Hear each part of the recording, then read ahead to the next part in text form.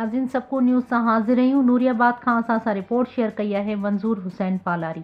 Report मूजिब encroachment ॼामशोरो मलक ज़ाहिद जी अॻवाणी में ॻोठ हाजी दुर मोहम्मद पालारी ते काह कयो। ॻोठाणनि ऐं मासूम ॿारनि खे धिका ॾेई केराए ॻोठ खे मुस्मार करण जूं धमकियूं ॾींदे फरार थी विया।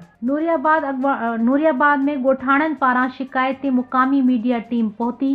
मीडिया टीम तरफ़ां इंक्रोचमेंट खां सवाल जवाबनि जी कोशिश कई त पुलिस तरफ़ां मीडिया जे टीम नुमाइंदनि मथियां हथियार सिधागिया विया ऐं पोइ हवाई फायरिंग कंदे फरार थी विया ऐं पुलिस पारां सख़्तु धमकायो वियो आहे। ॻोठाणनि पारां डीसी ॼामशोरो, वज़ीर आला Sindh, chief justice of Pakistan, supreme court of Pakistan समेत आला इदारनि खां अपील कई आहे त लैंड माफ़िया अॻवान मलक नादिर खे फौरी गिरफ़्तार करे इन समेत कब्ज़ा ग्रुपनि खे लगाम ॾेई असांजे ॻोठनि खे तहफ़्फ़ुज़ फ़राहम कयो वञे, न त ॻोठाणा मजबूरन पंहिंजी हिफ़ाज़त जे लाइ रोडनि ते निकिरी पवंदा।